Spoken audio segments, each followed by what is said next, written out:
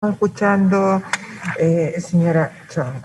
Muchas gracias, su señoría. La utilización, entonces, decíamos, de expresiones como malicioso, maliciosamente, la encontramos también en la legislación común, y el análisis de la legislación común permite abonar la tesis sostenida por el profesor Alex Van Bessel en orden a que la utilización de estas expresiones no son solo sino el reforzamiento de la condición de dolo o la explicitación de una exclusión, por así decirlo, de la presunción de inocencia. El profesor Héctor Hernández, aludiendo precisamente a esta tesis,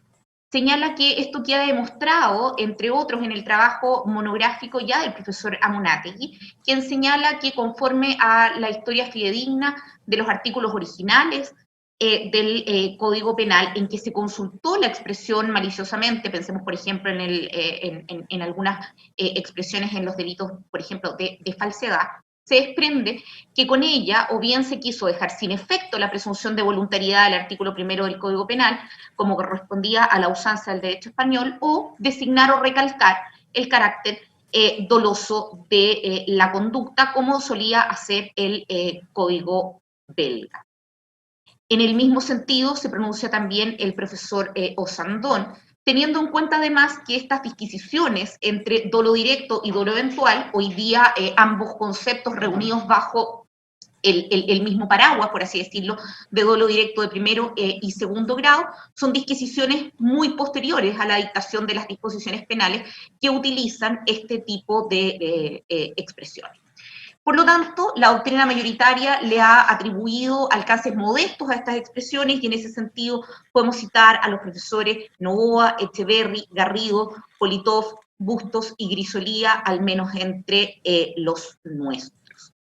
Este mismo argumento de carácter histórico es recogido por el profesor Alex Van Bessel en la obra sobre delitos tributarios ya citada.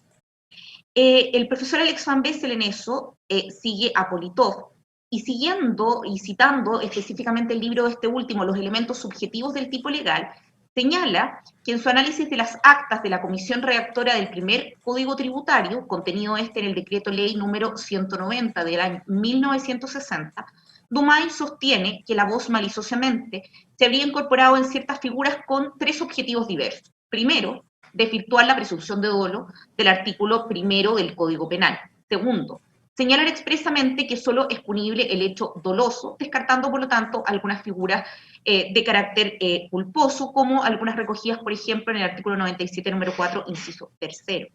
Y en tercer término, establecer un concepto de dolo enriquecido con la conciencia de antijuridicidad.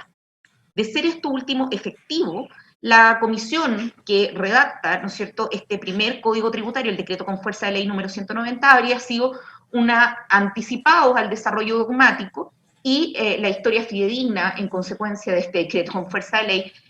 conformaría, digamos, una tesis de texto para comprender esta diferenciación. En cuanto a la jurisprudencia, citamos fallos de la Corte de Apelaciones de Valdivia del año 2007 en nuestro alegato de apertura. Nos remitimos a lo ya señalado a ese respecto.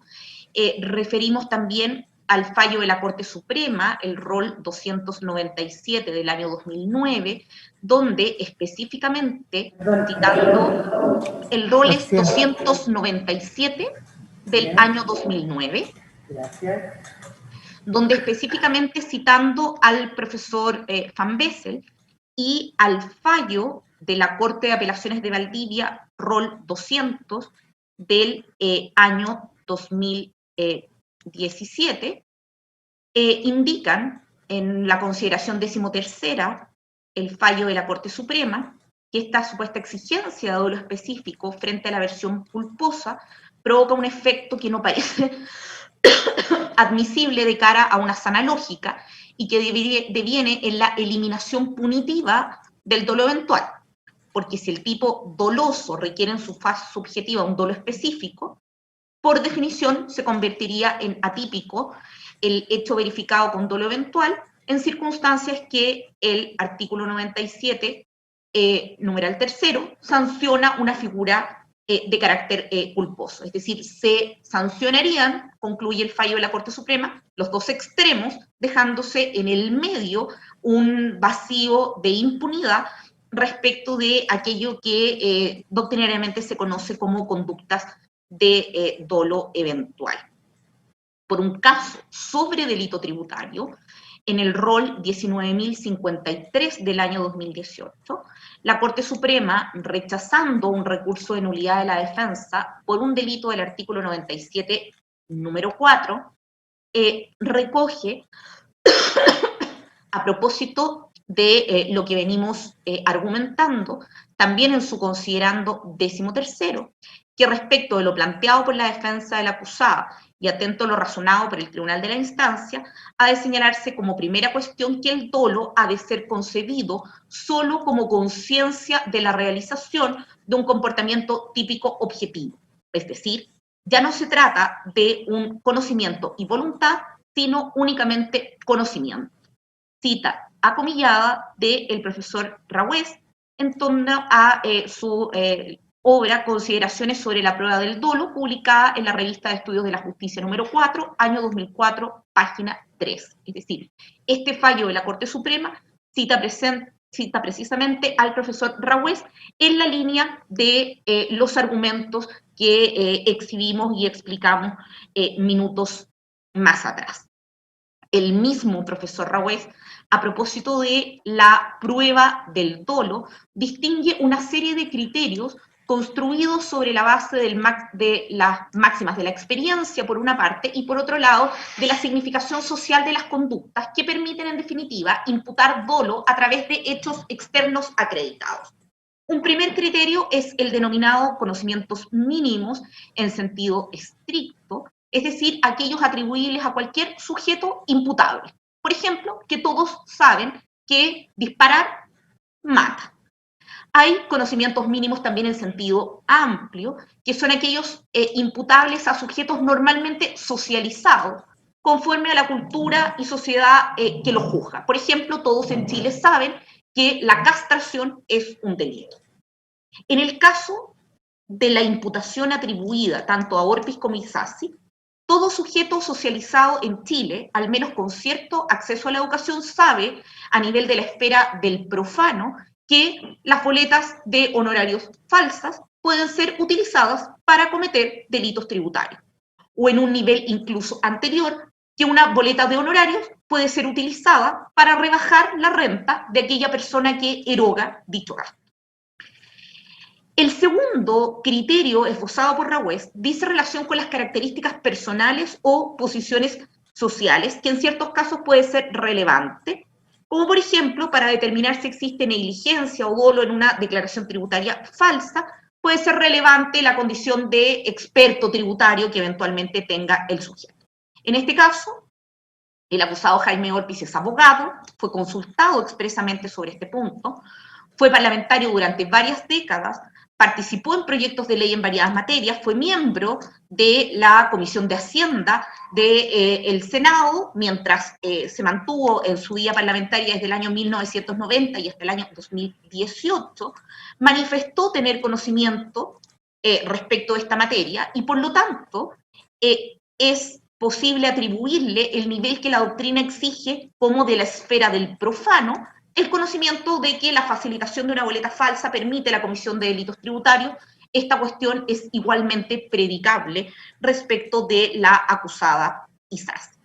Luego tenemos un tercer nivel o un tercer criterio, que es la transmisión previa de conocimiento. Es decir, si el sujeto adquiere cierto conocimiento,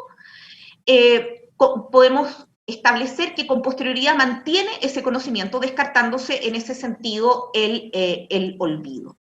En el caso de Jaime Orpiz, el delito tributario imputado se comete a lo largo de 5 años, con un total de 78 boletas falsas. Orpiz, en definitiva, sabe lo que ocurrió desde la boleta número 1. Vale decir, ya al facilitar la boleta número 2, contaba con los efectos de la facilitación de la primera de las boletas y así sucesivamente hasta lograr el cúmulo total de 78. Lo mismo es predicable respecto de los años tributarios y lo mismo es susceptible de ser analizado en relación con el continuo temporal de las boletas facilitadas por la acusada Marta Isasi. Las de Carrillo durante el año 2009, la primera boleta de Zavala durante el año 2011 y las 3 restantes de Zavala durante el año 2013. Por lo tanto, ambos acusados sabían que este plan funcionaba bien, que no había habido inconvenientes, pese a ambos mantener comunicaciones regulares con el gerente general Francisco Mujica, que de haber tenido algún inconveniente con este procedimiento, probablemente lo habrían conversado para modificar el vehículo facilitador del pago de los sobornos. Luego, el cuarto criterio esbozado por Rawes dice relación con las exteriorizaciones del conocimiento. El propio acusado Orpiz, en este caso, señaló conocer la falsedad de las boletas de honorario. Señaló además a la testigo Carolina Gacitúa buscar interesados en la emisión de estas boletas de honorario. La acusada Isasi remite un correo electrónico asunto boleta. En consecuencia, ellos mantienen un conocimiento exteriorizado respecto de estas circunstancias. Es más, en el caso particular del acusado Jaime Orpiz, de acuerdo a las versiones armónicas del acusado en su declaración como medio de defensa y del testigo Francisco Mujica, habría sido el propio Orpiz quien le propone esta forma de operar. Es más, la utilización de boletas por servicios inexistentes señaló el propio acusado Orpiz como una manera de mediatizar y disminuir el desvalor de su conducta, que era una forma que todos utilizaban y que era un mecanismo, por así decirlo, universalizable respecto de todos los sujetos que mantienen candidaturas políticas. En la misma línea declaró María Viviana Quirós Ruiz. Sin embargo, al momento en que se le inquiere por parte de uno de los querellantes en torno a entregar detalles sobre esta supuesta universalidad, el tribunal acoge una objeción y no se pudo ahondar en esa misma línea. Y como quinto aspecto, Rawes habla del conocimiento situacional, es decir, el sujeto se encuentra en una posición que necesariamente tiene conocimiento de la situación que actúa y a esto apunta precisamente los elementos de prueba a los cuales hemos hecho mención precedentemente. Hay acreditación en este caso del dolo de ambos acusados sobre la base, en consecuencia, de elementos externos susceptibles de ser valorados y apreciados por parte del tribunal a partir de la prueba rendida. En relación con la materialidad de las facturas y su incorporación en la contabilidad, el tribunal contó con la prueba, con la evidencia que ya fue analizada a propósito del delito de cohecho, y además con toda la evidencia proporcionada por el Servicio de Impuestos Internos y analizada tanto por los peritos señores Max Zapata como Juan Valdés, a las cuales ya hicimos alusión. Enseguida nos resta referirnos a los elementos que configuran el delito de fraude al fisco, que impacta en consecuencia tanto las acusaciones formuladas por parte del Ministerio Público en relación con el acusado Jaime Orpiz, como en relación con el acusado señor Raúl Fernando Lobos Torres. Para estos efectos, el Ministerio Público va a realizar primero un análisis en torno al delito imputado, toda vez que respecto de ambos acusados, el delito imputado es el del artículo 239 del Código Penal, es decir, el delito de fraude al fisco, que sanciona al empleado público que en las operaciones en que interviene en razón de su cargo, defrauda o consiente en que se defraude al Estado, a las municipalidades o a los establecimientos públicos de instrucción o de beneficencia, sea a través de, del origen o la determinación de una pérdida o la privación de un lucro legítimo, para posteriormente detenernos en los elementos que sustentan material y probatoriamente estos mismos supuestos de imputación a la luz de la prueba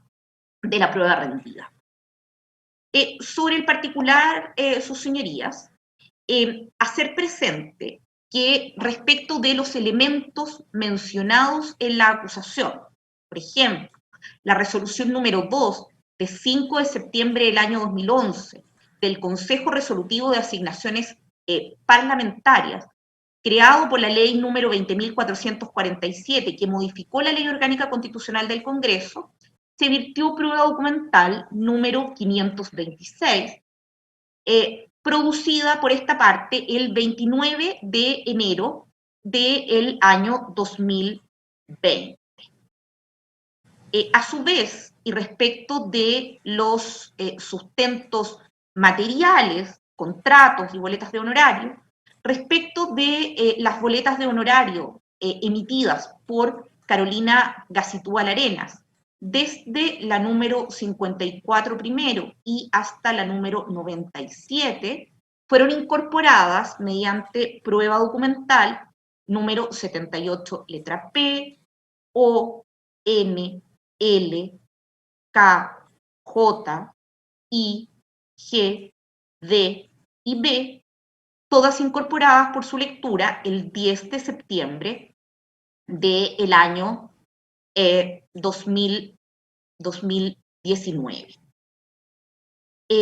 A su vez, respecto del contrato de prestación de servicios suscrito por el Senado de la República, respecto de Carolina Gacitúbal Arenas por servicios a honorarios del 11 de marzo del 2012,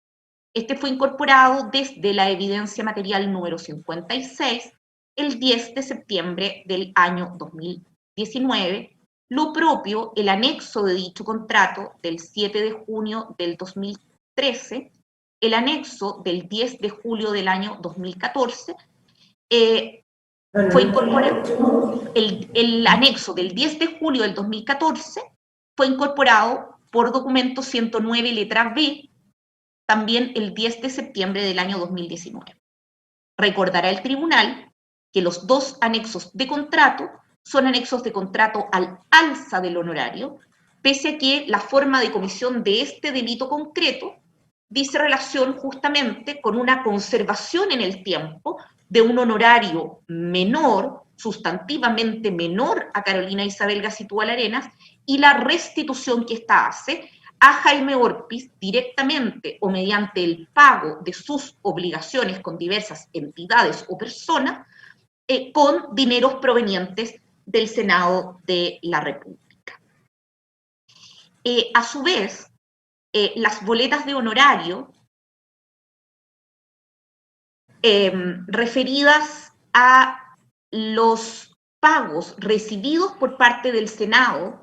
a partir de los contratos y los anexos antes referidos, que corresponden a las boletas 98, 103, 104, 106, 107, 108 y hasta la boleta de honorarios número 143 descritas en la acusación, corresponden todas, su señoría, a prueba documental en el mismo orden incorporado en la acusación, número 79, letras Q, M, L, J, I latina, H, letra F, E, D, C, A, Z, Y, W, V, U, T, S, R, U, P, O, N, L, K, J, I, G, F, E, D, B y A, todas incorporadas el 10 de septiembre del año 2009. Respecto de 2019, perdón, muchas gracias. Respecto de las boletas, en este caso, emitidas por Bárbara Molina.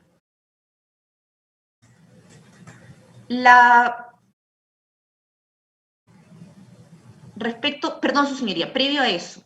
en relación con las transferencias que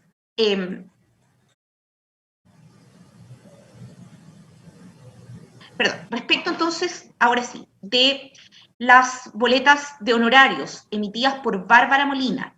y la simulación de realización de asesorías legislativas por parte de esta última, donde nuevamente se recurre al mismo mecanismo, es decir, fijar una remuneración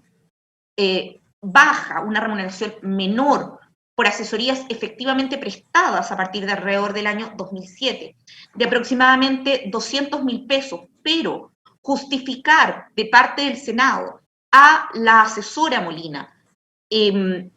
pagos mayores que posteriormente iban destinados a Jaime Orpiz, defraudando en consecuencia el erario nacional.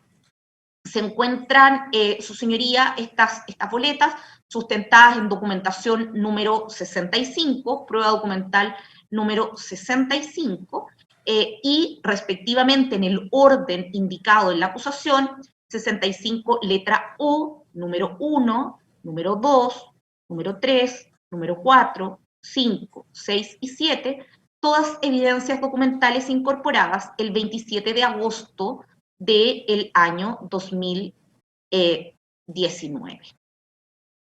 A su vez, respecto de las boletas en el mismo sentido, emitidas por Lorena Lara Saldías, es decir, la simulación que se hace de la contratación de Lorena Lara Saldías, de quien ya referimos su declaración a propósito del cohecho, en el Senado y en el Comité de Senadores de la UDI, se virtió prueba documental proveniente del otro medio de prueba número 88, letra B, referido fundamentalmente a cheques en donde consta los pagos de estas boletas de honorario. Asimismo, respecto de las boletas de honorarios propiamente tales, sean emitidas a la Unión Demócrata Independiente, al Comité del Partido Unión Demócrata Independiente, boletas emitidas al acusado Jaime Orpiz, en el orden descrito en la acusación, todas ellas pagadas por el Senado, fueron incorporadas mediante prueba documental 449, 431, letras A, B, C, D, E, F, G, todas el 23 de agosto del año 2019, y desde la evidencia material número 56, el 23 de agosto del año 2019, las boletas 36, 37, 41, 43, 45, 47, 50 y 51. 43, 45, 47, 43, 45, 47, 50 y 51. gracias. Muchas gracias, señoría. Y respecto de Javier Jara Cáceres,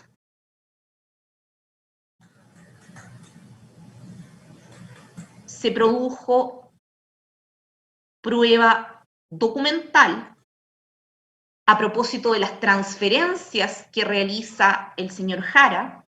mediante la prueba 462, letras A, B, C y E, el 14 de mayo del 2019, y en relación con las boletas de honorarios emitidas y pagadas por el Senado, emitidas por Jara y pagadas por el Senado, documento 462, letra A, números 1, 2, 3, 4, 5, 6, 7, 8, 9, 10, 11 y 12, producía esta prueba mediante su lectura el 14 de mayo del año 2019. A su vez, en relación con Mario Candia Slatar, boletas, en este caso también emitidas al Comité de Senadores de la UDI, y boletas emitidas al acusado Jaime Orpiz, todas ellas pagadas por el Senado, se produjo prueba documental número 763, 764, 766, 767, 768, 769, 770, 771, 779, 780 y 781, todas documentos leídos el 27 de enero del año 2020 y referidos a las boletas emitidas al Comité de Senadores 1. Y prueba documental 765, 722, 773, 774, 775, 776, 777, 782, 783, 784, 785, 786, 787, 788, 89 y 90 refería a las boletas emitidas tanto a Orpis como al Senado, toda prueba producida el 27 de enero del año 2020. Respecto de las contrataciones, los pactos para la ejecución de asesorías por parte del profesional contador Raúl Fernando Lobos Torres, el acusado señor Lobos, descritos en la acusación, estos se encuentran respaldados documental y probatoriamente en los documentos 522 letra P número 1 y 522 letra P número 2, producidos el 10 de abril del año 2019. A su vez, las boletas emitidas por el acusado Lobos al Senado, recordar el tribunal que corresponde a las boletas 15, 16, 17 y 21 y 22, provienen todas ellas de la evidencia material número 45, incorporada el 15 de mayo del año 2019. A su vez, las boletas números 23, 24, 26, 28 del segundo contrato se encuentran también probadas documentalmente a partir de la incorporación por su lectura desde la evidencia número material 45, de la evidencia material número 45, el 15 de mayo del año 2019. En relación con los contratos de la señora Blenda Hus, los contratos y los anexos de contrato descritos en la acusación provienen de la prueba documental 522 letra C, número 1, número 2, número 3, número 4, 5, 6 y 7, toda prueba producida el 10 de febrero del año 2020. Y por lo tanto, su señoría, todo lo que dice relación con los elementos de sustento material de los documentos de sustento material, de las imputaciones que fueron realizadas tanto al acusado Orpis como al acusado señor Lobos, se acreditaron mediante estos documentos en todos los casos, proporcionados por el Senado de la República. De estos documentos, fluye un primer elemento que a juicio del Ministerio Público va a ser decidor a propósito del descarte de esta tesis alternativa de la defensa, de que estaríamos en presencia de un tipo penal distinto a aquel tipo penal que habría sido objeto de imputación por parte del Ministerio Público, y cuando decimos defensa en este punto nos referimos a la del acusado Jaime Orpis, esto es que se trataría de un delito de malversación. Como el tribunal podrá advertir, nuevamente, en este caso, la discusión gira fundamentalmente en torno a los elementos de la imputación, es decir, a temas dogmáticos, a temas jurídicos, y no tanto a temas efectivamente de hecho. Es más, el acusado Jaime Orpis,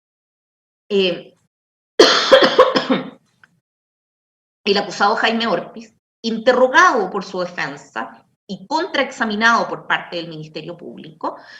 señala y termina señalando que en relación con estos hechos, o al menos con parte de estos hechos, excluyendo la imputación respecto del señor Lobos y excluyendo parcialmente la imputación respecto de la señora Blenda Hus,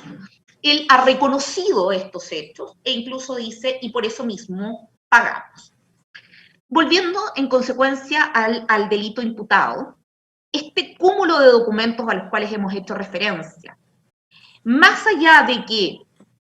algunas de las boletas de honorarios hayan estado emitidas a nombre del Comité de Senadores del Partido Unión Demócrata Independiente y a nombre del senador Jaime Orpiz, aun cuando un cúmulo relevante hayan sido emitidas a el Senado de la República,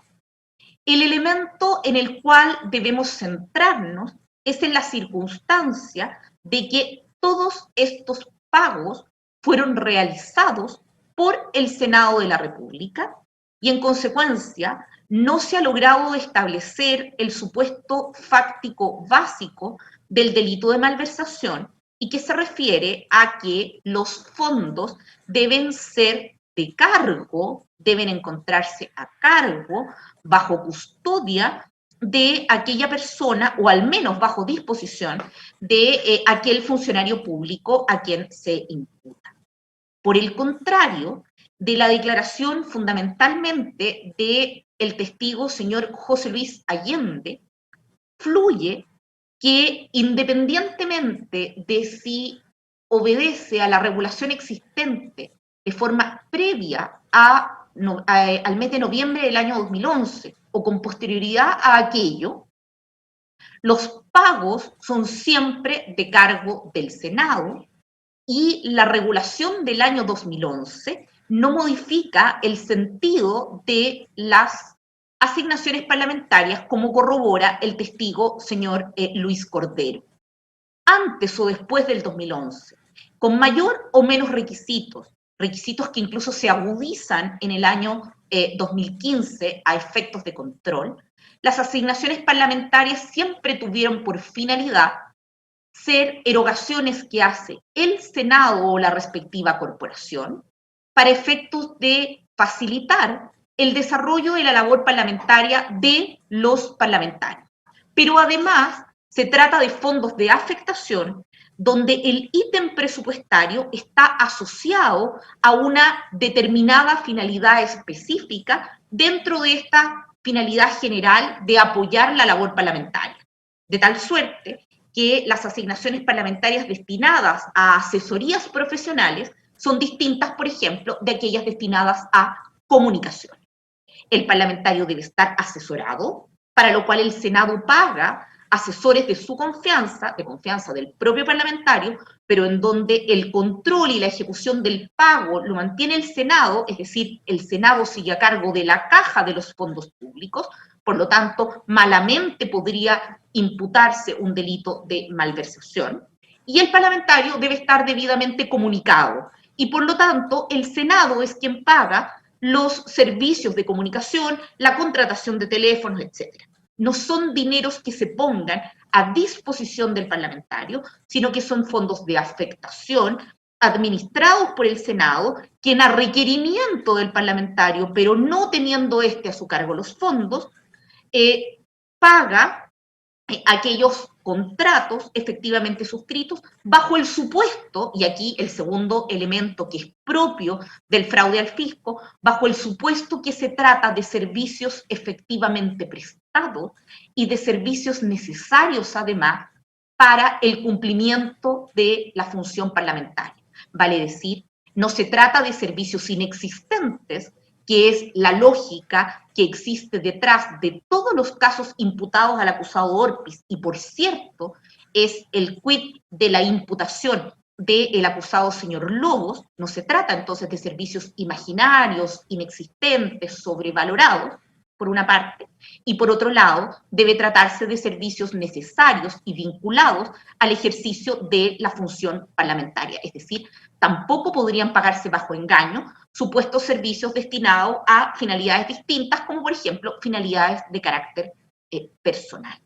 De este modo, la frontera entre el delito de fraude al fisco y el delito de malversación se marca precisamente por esta dinámica descrita por el tesorero del Senado a la época de ocurrencia de todos estos hechos, José Luis Allende, quien explica además la forma como internamente se opera dentro de esta modalidad, declaración que fue confirmada por las declaraciones de las restantes personas que trabajan en esta misma área. Y por lo demás, fue confirmada además con los cheques emitidos por el Senado, prueba que también fue producida en el contexto de este juicio, y confirmada además por las declaraciones de Carolina Isabel Gacitúa Arenas, de Bárbara Molina Elíes, de Lorena Lara Saldías, de Javier Jara Cáceres, de Mario Candias Lata, todos quienes refieren que en ningún momento reciben pagos del acusado Jaime Orpiz, sino que los pagos que reciben los reciben de el Senado, y posteriormente, recibiendo estos pagos del Senado, remiten los dineros a Jaime Orpiz o a terceras personas a quien Jaime Orpiz designa, dineros que, como quedó acreditado con el peritaje de la perito señora Claudia González, terminan por satisfacer necesidades personales del acusado Jaime Orpiz.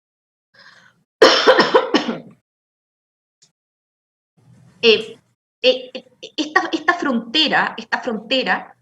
parece ser que es el punto de partida, de alguna forma, del descarte, ¿no es cierto?, de la tesis, insistimos, de malversación con reintegro. Pero la declaración de José Luis Allende abona otro punto a propósito de esta misma cuestión. Y dice relación entonces también con esta pretensión de reintegro por parte del acusado.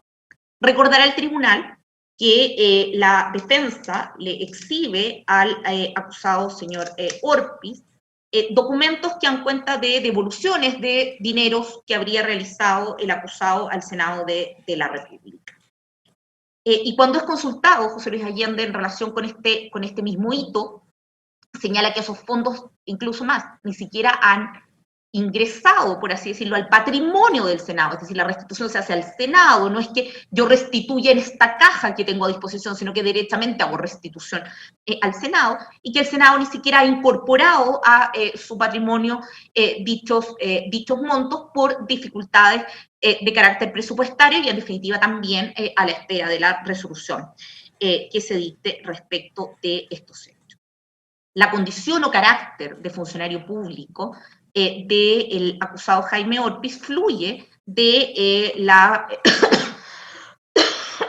convención probatoria, a la cual ya hicimos alusión a propósito de esta misma condición de funcionario público requerida en el delito de cohecho. A propósito del delito de fraude al fisco, la doctrina, en particular los profesores Jean-Pierre Matus y María Cecilia Ramírez, citando a la Corte Suprema en relación justamente con los extremos fácticos del delito de fraude al fisco, señalan, citando, insistimos, una sentencia de la Corte Suprema ya del año 1966, del 18 de abril de 1966, contenida en la revista de Derecho y Jurisprudencia número 63, Jean-Pierre Matus y María Cecilia Ramírez citan a la Corte Suprema, que dice que tratándose de una forma de defraudación por engaño, 1966, la del artículo 239 del Código Penal, exige para su consumación precisamente el engaño y también el perjuicio propio de la estafa, aunque tal engaño no necesariamente debe constituir una acabada mis en escena. Basta entonces que exista, en el caso del acusado señor Lobos, un informe falso entregado para obtener una suma de dinero que no se corresponde para configurar el delito de fraude al fisco. Este engaño, esta apariencia de realidad no se hace necesaria, volviendo al tema de la frontera clara entre la malversación y el delito de fraude al fisco, no se hace necesaria en el caso de la malversación. Más adelante, la doctrina y la jurisprudencia han aceptado que el artículo 239 permite tanto el fraude por engaño como el fraude por abuso de función. Pero en el presente caso, en el caso que nos ocupa, las hipótesis en general son hipótesis de fraude por engaño, porque lo que se hace es aparentar ante el Senado de la República que se trata efectivamente de servicios realmente prestados, servicios prestados por los montos que indican los contratos y las boletas de honorarios, y en donde, en definitiva, los fondos van a ir a dar al prestador de los servicios, como corresponde en una prestación de servicios a honorarios, y no al parlamentario que autoriza,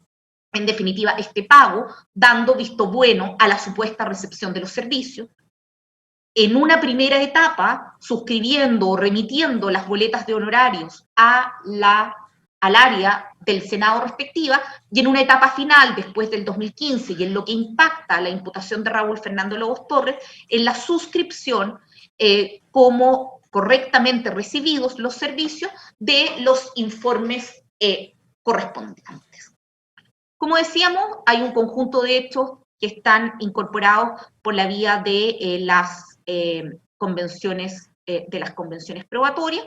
y el resto de los antecedentes, incluyendo estos antecedentes que son de carácter normativo, como las resoluciones del Consejo Resolutivo de Asignaciones Parlamentarias, también fueron incorporados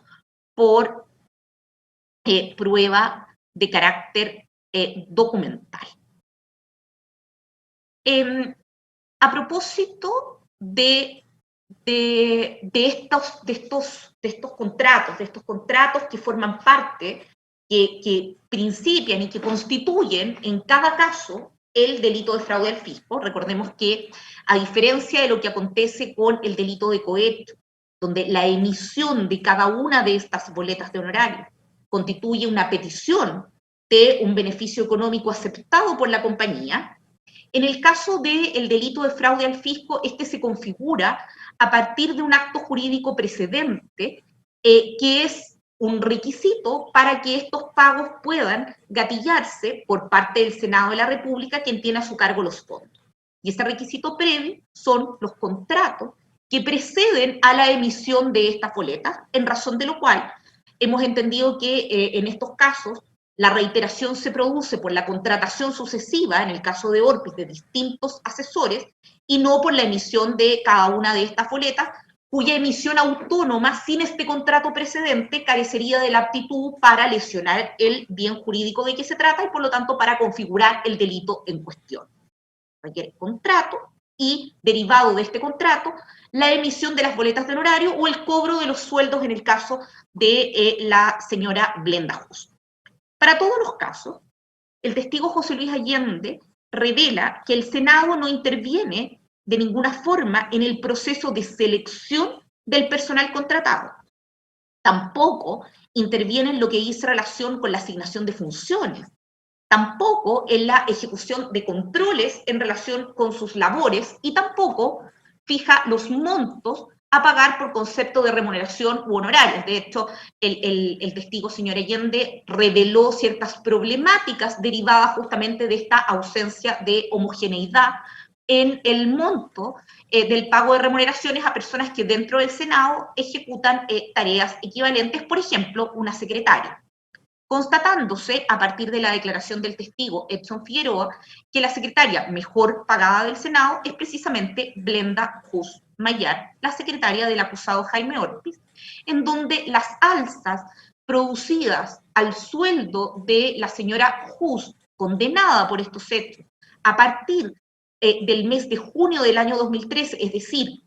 cesado como consta en este juicio la erogación de beneficios económicos por parte de Corpesca Sociedad Anónima, esa determinación del monto no depende del Senado. No obstante ello, el que paga es siempre el Senado. Como decíamos, declara, en definitiva, explicando toda esta modalidad, en definitiva, el testigo José Luis Allende. Explica que el Senado tiene personal de planta, personal a contrata, que a partir del 2012 las personas son contratadas directamente por el Senado, que antes de eso el contrato lo hacían los senadores, quienes eran el empleador, pero que la obligación derivada de ese contrato, la obligación pecuniaria de pago de los servicios derivada de ese contrato, lo pagaba el Senado, siendo en todos los casos la responsabilidad de la acreditación de la correcta y completa prestación de los servicios del senador de que se trata. Es decir, ahí es donde radica la conducta engañosa de Jaime Orpiz en términos de dar por buenos los servicios prestados por Gacitúa, dar por buenos los servicios prestados por Lara, dar por buenos los servicios prestados por Jara, dar por buenos los servicios prestados por Candia, dar por buenos los servicios prestados por Bárbara Molina y por Raúl Lobos Torres, en circunstancias que tales servicios no se habían prestado, eran imaginarios, y las remuneraciones pagadas por el Senado en consecuencia carecían de causa. De hecho, se le pregunta expresamente a José Luis Allende sobre qué representa que el senador haga llegar una boleta, y contesta: la recepción conforme de los servicios que dicha boleta indicaba. Respecto de la modificación del año 2012, explica el testigo señor José Luis Allende la razón en virtud de la cual aparecen boletas tanto de Candia como de Lorena Lara, emitidas al Comité de Senadores del Partido Unión Demócrata Independiente, explicándolo en la circunstancia de que los comités parlamentarios, cuya composición también explica, asociada en definitiva a las bancadas y en algunos casos también a los independientes, también mantienen asignaciones parlamentarias para el desarrollo de sus actividades. Y explica el testigo Allende que algunos comités dividen esta asignación entre los distintos parlamentarios, repartiendo de alguna forma, ¿no es cierto?, esta torta que corresponde a fondos públicos que no son de cargo de los propios comités, sino que siguen siendo de cargo del Senado. Y que, en definitiva, entonces, se gatilla respecto de estos pagos el mismo procedimiento antes descrito. Es el senador o el comité respectivo el que tiene que dar cuenta de la efectiva recepción de los servicios conforme los contornos descritos en el contrato de que se trate o en la boleta de honorarios de que se trate, y dándolos por buenos, el Senado en definitiva paga. Explica también el testigo esta modificación que se produce a partir del año 2012, donde los contratos son suscritos ya por el Senado, con un contrato formal, suscrito por el secretario del Senado y por el asesor, y además el año 2012 se dispone que los informes debían conservarse para su revisión por parte del Comité de Auditoría. La responsabilidad de corroborar la prestación de los servicios se sigue manteniendo en el senador, es decir, solo se modifica quien contrata, pero el resto de la estructura se mantiene en definitiva en los mismos términos. Ahonda en estas conclusiones el testigo señor Luis Cordero Vega, quien es experto como en su calidad de profesor de Derecho Administrativo y también como asesor del Honorable Consejo Resolutivo de Asignaciones Parlamentarias, cuyo funcionamiento también expuso con claridad al tribunal.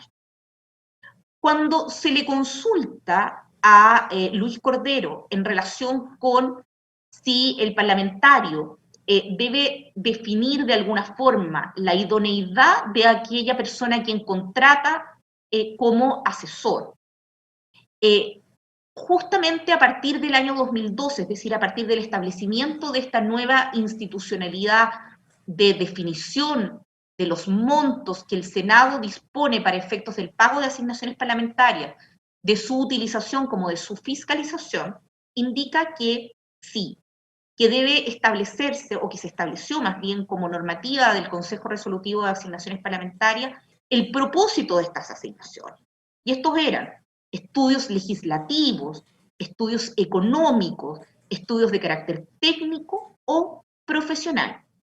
Se define el destino, el uso y el mecanismo de la rendición de cuentas de que se trata. Se pide de la rendición del gasto, en definitiva. Se pide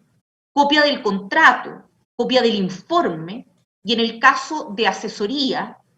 materiales, el informe de actividades. Indica Luis Cordero que en esto no se hizo nada distinto a la administración pública en general, donde se permite la contratación de asesorías bajo ciertos controles, pero que en todo caso los fondos públicos son fondos públicos dispuestos por el presupuesto de la Nación para el funcionamiento general del Senado y por lo tanto son de cargo y custodia del Senado y en ningún caso de los senadores. A propósito de este punto, se le pregunta por los contratos y pagos. Dice, los contratos serán realizados por las corporaciones cuando se cumple con los requisitos de la asignación de que se trata, que también estos requisitos están regulados, en el entendido de que se acompañan los documentos de respaldo que suponen que se cumplió con lo que se pactó. La vulneración a esta suposición de que se cumplió con lo que se pactó es precisamente el engaño constitutivo entonces del delito de fraude al fisco.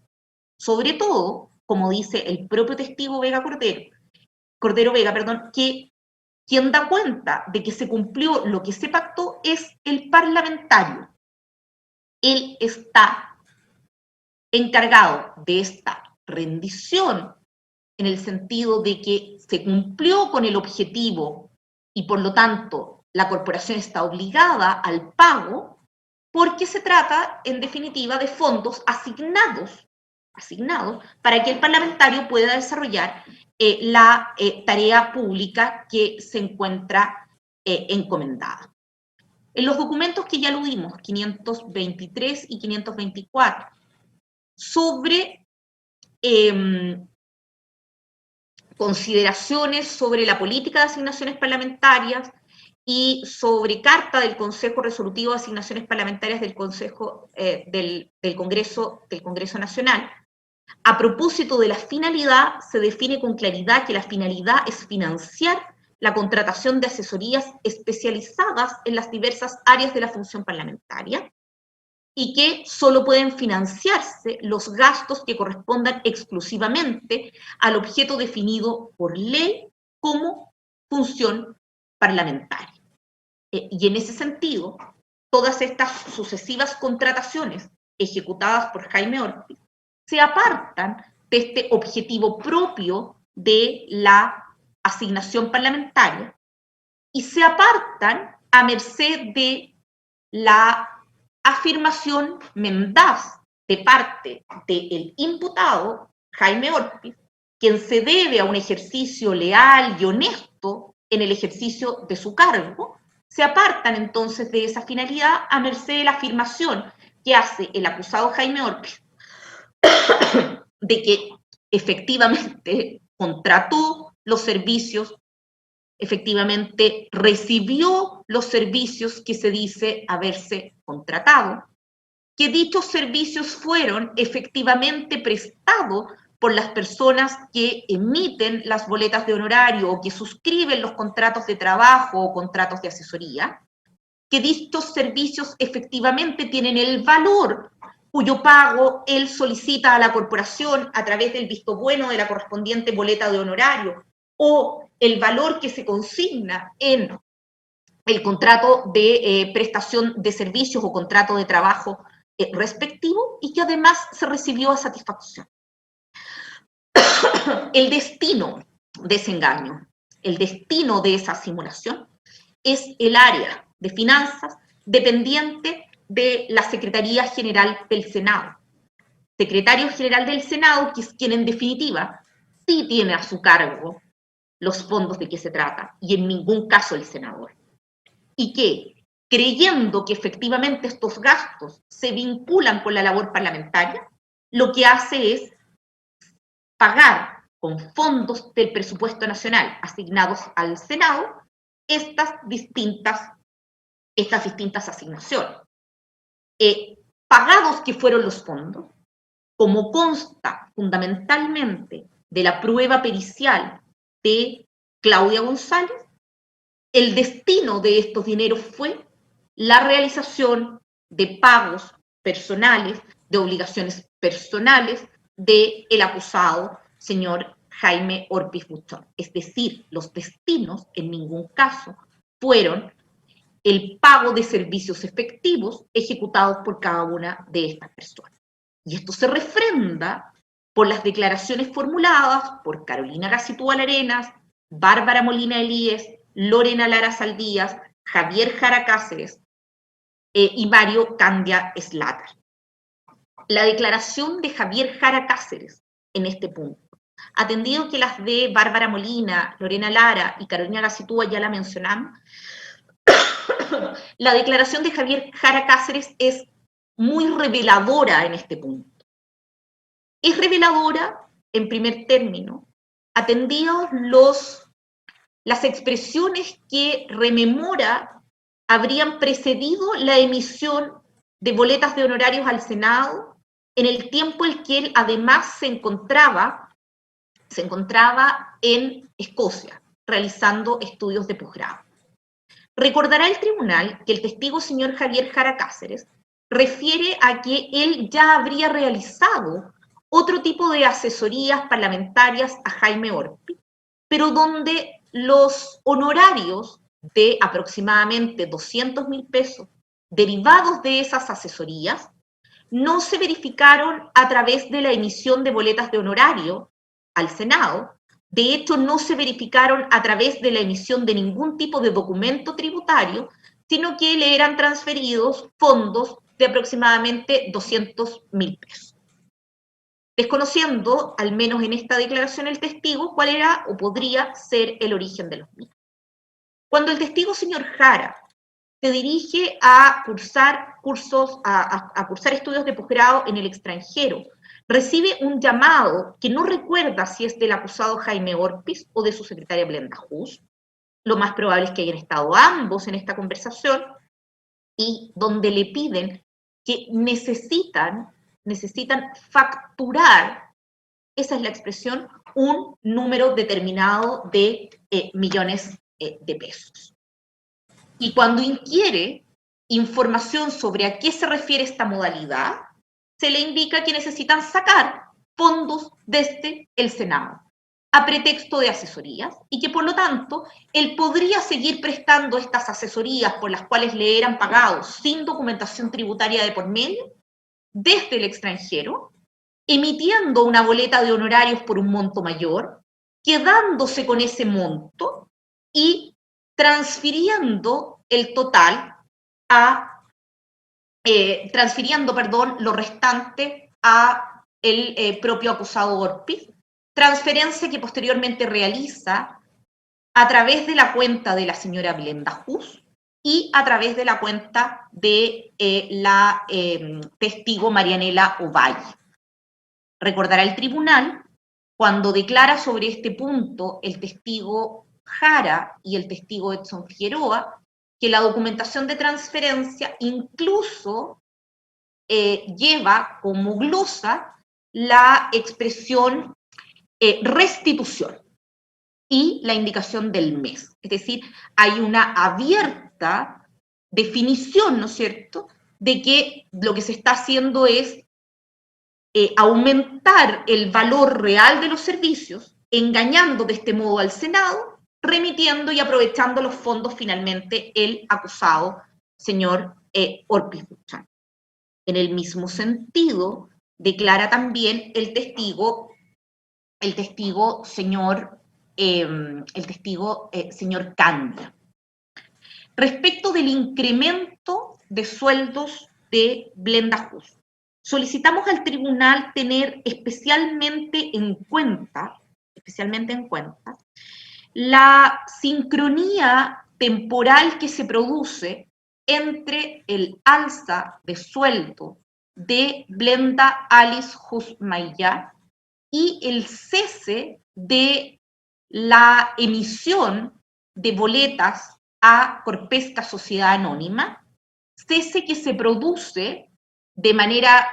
casi tácita a partir de la renuncia de Francisco Mujica Ortúzar el 14 de mayo del año 2013 a Corpesca Sociedad Anónima y de manera simultánea al momento en que la testigo Carolina Gacitúa recuerda, el imputado Orpis estaba muy preocupado y tendría que haber sido ese el momento en que se dejan de emitir boletas a Corpesca.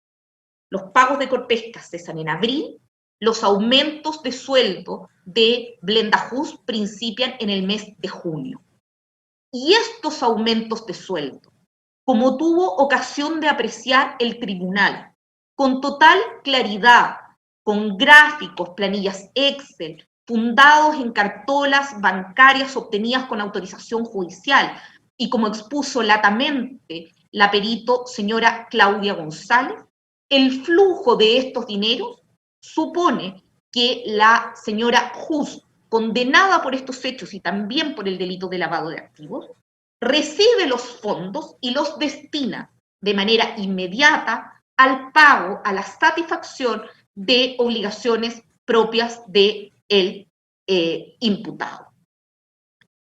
Se pretenderá sostener por la defensa, y algo se esbozó a propósito de la declaración del propio acusado y también de los argumentos de apertura de la defensa del señor Ortiz, que aquí se trata más bien de una serie de préstamos recíprocos que habrían existido entre la señora Hus y el acusado Jaime Ortiz, es decir,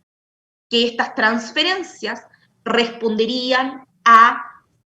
una suerte de relación o vinculación financiera entre ambos. Sin perjuicio de eso, esta afirmación del acusado Jaime Ortiz, afirmación determinada con un propósito ganancial legítimo, pero ganancial finalmente, de obtener en este acápite su absolución,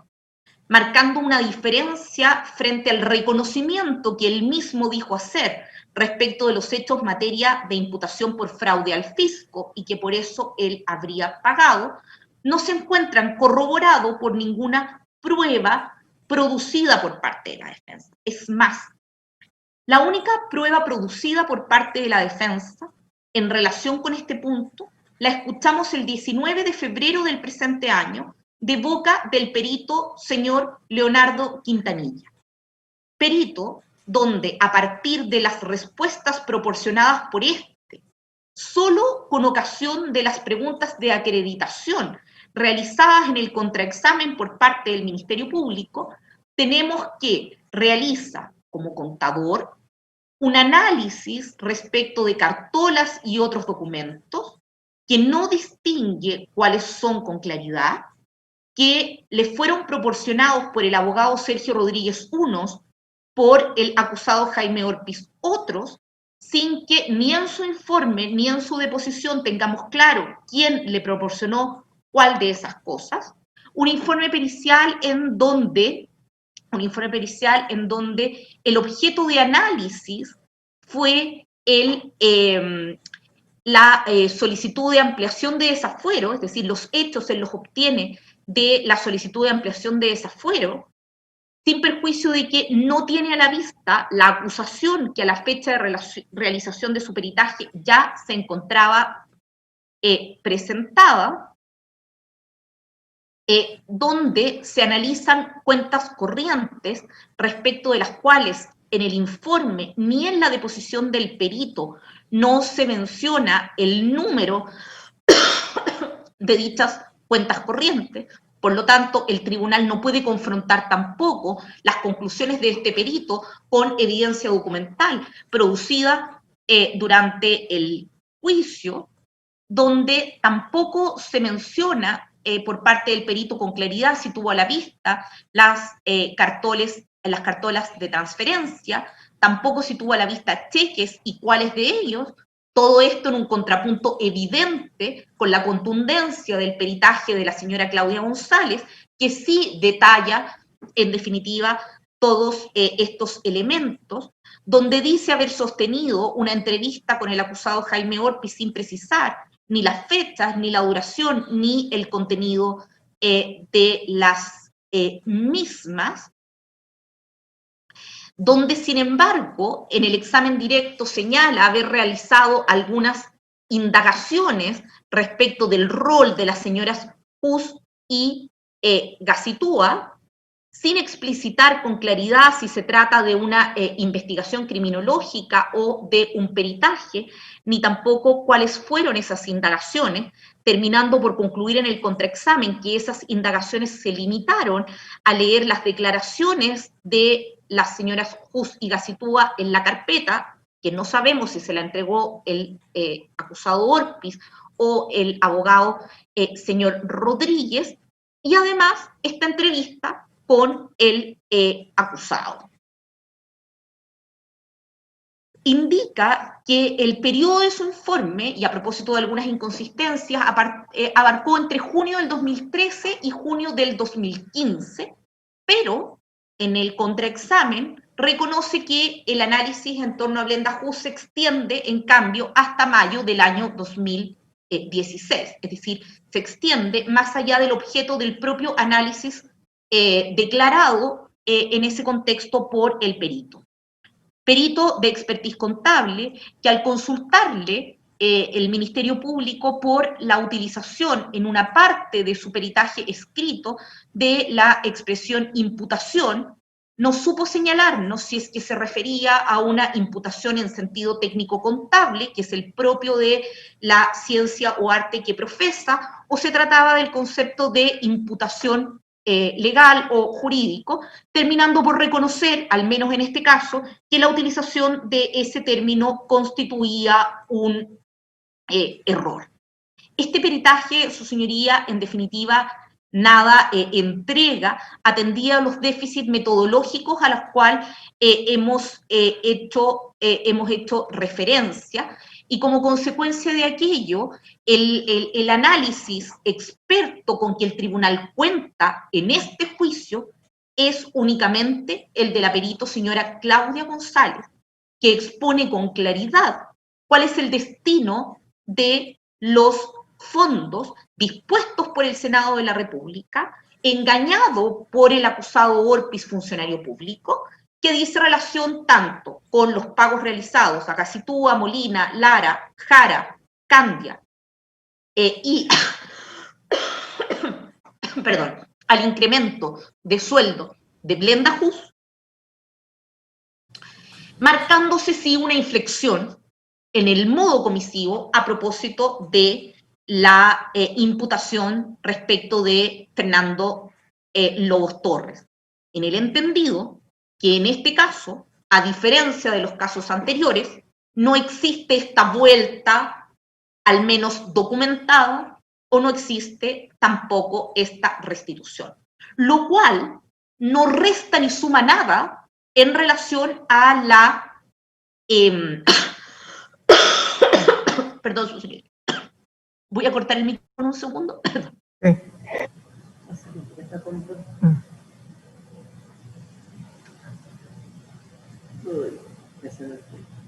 Muchas gracias, lo cual, decíamos, no resta ni adiciona nada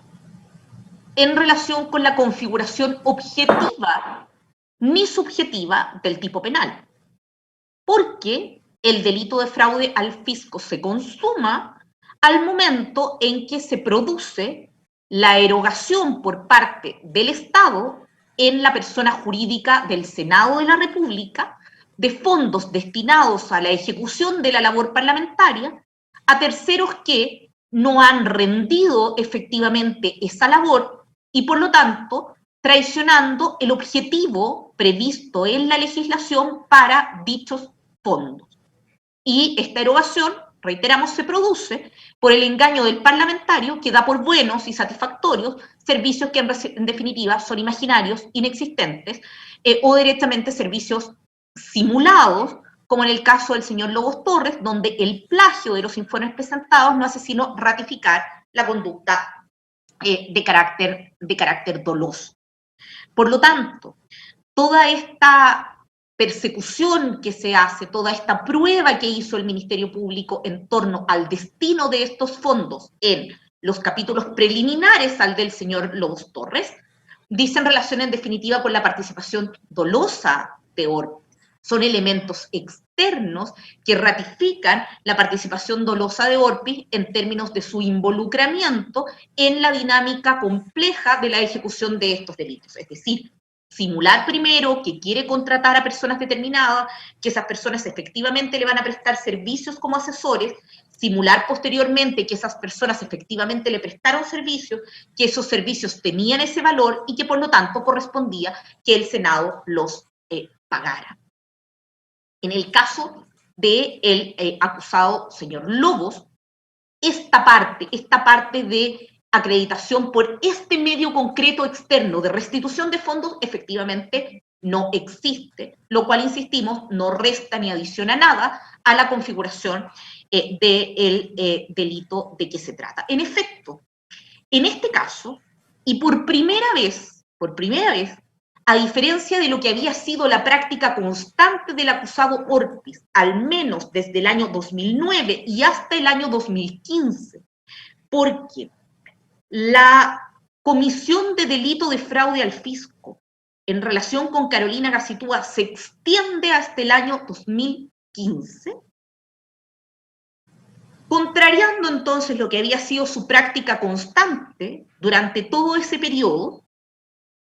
La defensa tanto del acusado Orpiz como del señor Lobos nos pretende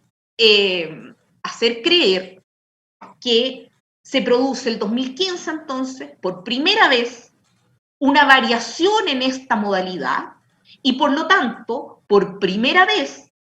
el señor Orpiz va a contratar un asesor que cumpla con las finalidades descritas en los documentos a los cuales hicimos alusión emanados del Honorable Consejo Resolutivo de Asignaciones Parlamentarias y, por lo tanto, un asesor que le va a prestar insumos de carácter técnico, originales de carácter técnico, para la realización y la mejora en la calidad de su actividad parlamentaria.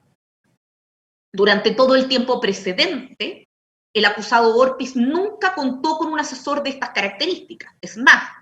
todas sus contrataciones a honorarios estaban orientadas a la sustracción de fondos por parte del Senado a través del mecanismo de defraudar al fisco, es decir, cometer el delito del artículo 239. Entonces, de cara a la existencia de una investigación penal cuyo conocimiento ya tenía, quedó establecido de las preguntas que formuló el Ministerio Público al propio acusado sobre la presentación de sus abogados.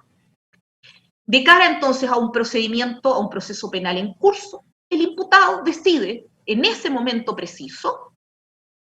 contratar asesores técnicos efectivos. Y a diferencia de lo que acontece en todo el periodo previo, donde contrata distintos asesores simultáneamente, incluso en algunos casos paga asesorías efectivas o reales, como las de algunos abogados que fueron mencionados en la declaración del testigo señor Edson Figueroa. En esta oportunidad decide contratar a un solo único asesor y fijarle una remuneración de 3 millones de pesos mensuales. Lo hace primero el 10 de junio del año 2015, lo hace luego el 1 de diciembre del año 2015, después que ya se había solicitado a la Ilustrísima Corte de Apelaciones de Santiago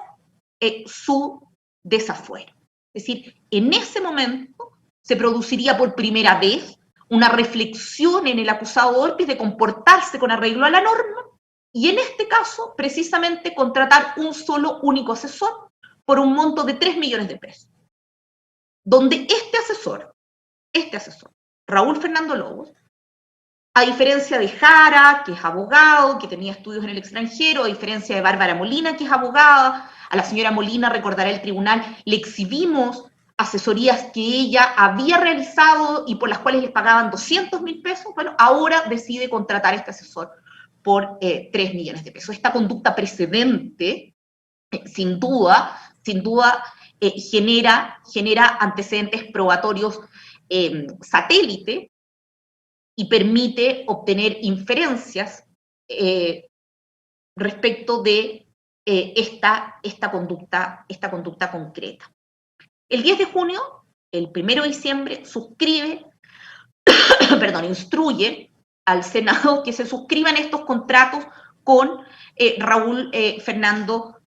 Lobos Torres, pactándose esta remuneración mensual contra boletas de honorario, la remuneración mensual bruta de 3 millones de pesos.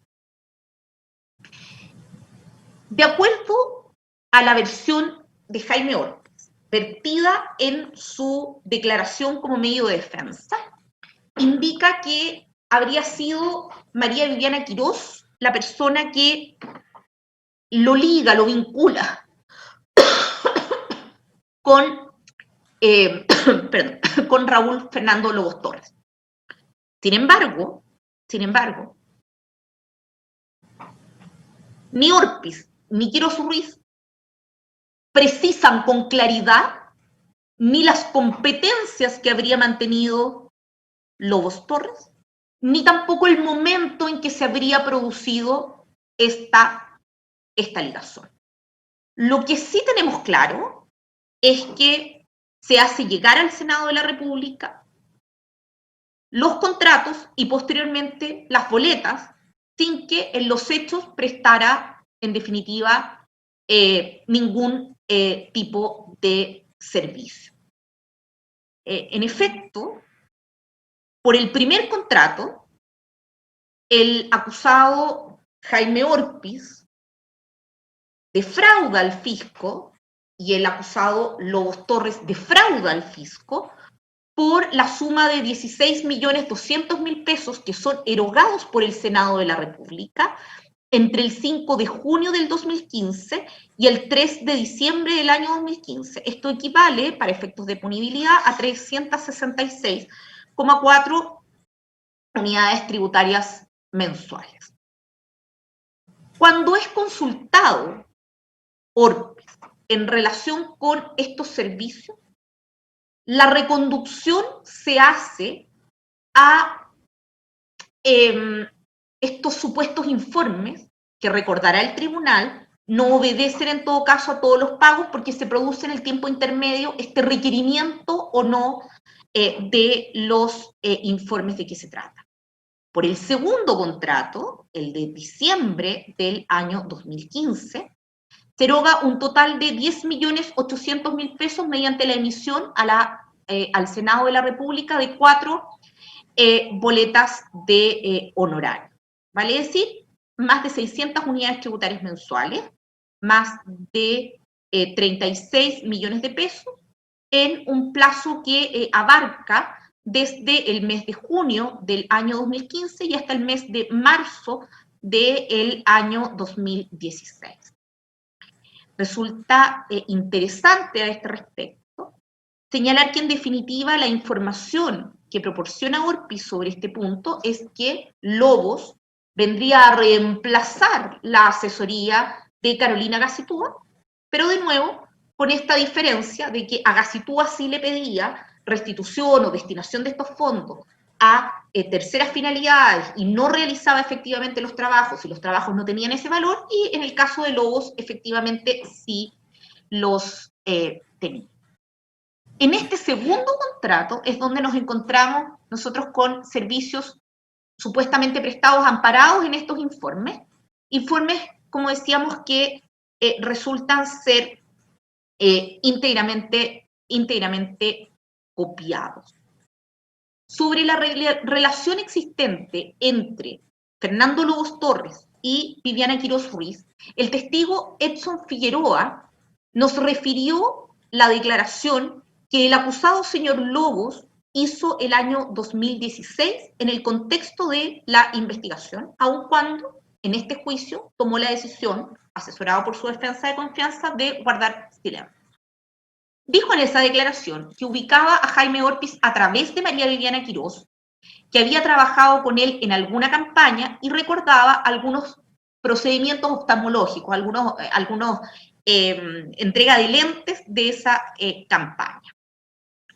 Lobos, cuando se le consulta su relación con Viviana Quirós, dijo que era jefa de gabinete y que la conoce en el contexto de estas campañas. Respecto de los contactos con Orpiz,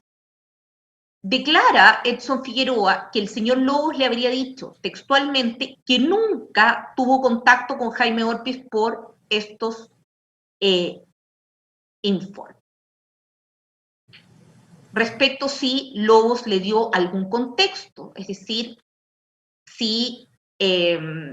por qué razón no habría tenido ningún contacto, el testigo Edson Figueroa señaló que Lobos le habría indicado que fue la época en que el acusado Orpiz tuvo algunos problemas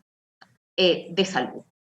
Agrega Figueroa que le pidió en 2 oportunidades los informes al señor Lobos, al momento en que lo apercibe en su domicilio en Iquique, donde Lobos le indicó que no los tenía porque había tenido un problema con su computador, lo que reiteró en la declaración.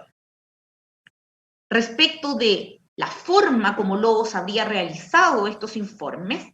a propósito de la investigación desarrollada por el señor Edson Figueroa, este testigo declara que Lobos le habría indicado que recabó la información de Internet, que fue a la empresa portuaria de Iquique, sin dar mayores detalles respecto de las personas con quienes habría hablado. Recordará el tribunal que estos informes se refieren a la zona franca en algunos casos, a la empresa portuaria de Iquique y a un proyecto Orcoma que está vinculado precisamente con esta última empresa portuaria. La testigo Viviana Quirós confirma en estrado que le recomendó a Lobos, le recomendó a Orpis, a Lobos para la ejecución de la asesoría. ¿Para qué fines? ¿Para qué fines? Y la respuesta que dio Quirós es que se necesitaba alguien que hiciera el nexo con Iquique. Lobos estaba sin trabajo y había hecho, y aquí es interesante lo que dice la testigo, no es había hecho otros trabajos, dice había hecho otros informes para el partido en Iquique. ¿Qué informes se le pregunta sobre qué materias? Y la respuesta, en reuniones nos informaba lo que pasaba en Iquique, informes sobre la SOFRE. Es decir, tanto al partido cuanto a Orpis le habría desarrollado o transmitido información sobre la SOFRE. Estos informes, de acuerdo a la testigo Quirós, eran informes verbales. Como decíamos, el acusado Orpis señaló que Lobos fue su asesor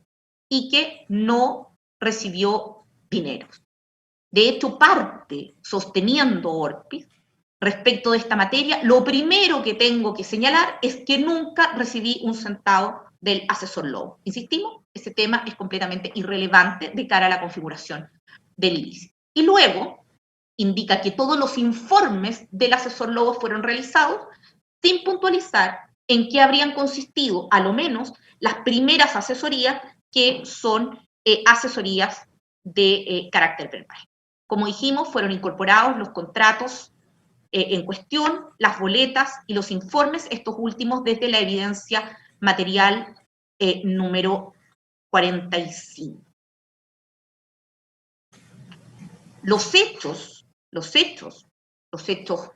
externos, estos hechos formales previos, son reconocidos entonces también por el acusado. Y lo controvertido vendría siendo la materialidad en la existencia de estas asesorías o informes. A nuestro juicio, como hemos venido refiriendo, existen suficientes elementos de juicio para tener por acreditados hechos y participación del acusado Lobo, fundamentalmente prueba indiciaria.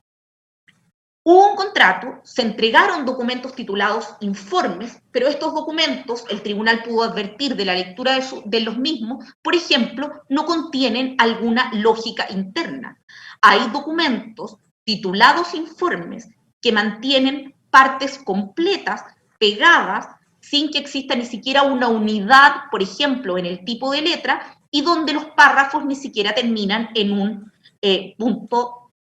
punto final.